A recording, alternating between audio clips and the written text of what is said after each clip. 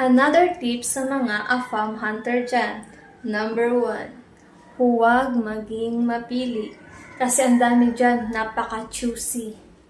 Napaka-mapili. Ang gusto nila yung matangkad, yung macho, yung gwapo, yung maputi, at higit sa lahat, yung madatong.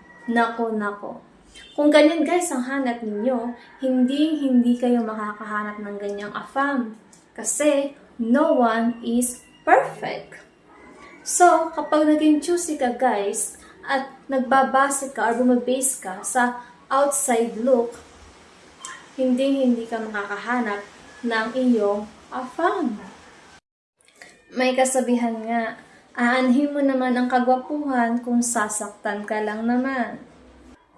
Number 2 is, huwag maghanap ng ATM machine na AFAM. Ang dami-dami dyan, ang hinahanap nila yung mayaman na AFAM. Why? Kasi gusto nila, lahat ng luho nila, mabigay ni AFAM. Lahat ng pangailangan ng pamilya nila, maibigay ni AFAM. Naku guys, itigil na natin yung mindset na yan.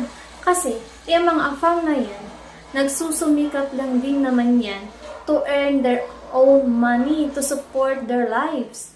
Hindi yan nagtatrabaho to support your family. Hindi nila yan responsibilidad. Hindi nila responsibility na supportahan ang pamilya mo. So, kung gusto mo supportahan ang pamilya mo, find a job. You are the one who need to support your family, not your AFAM. Got it? Bye.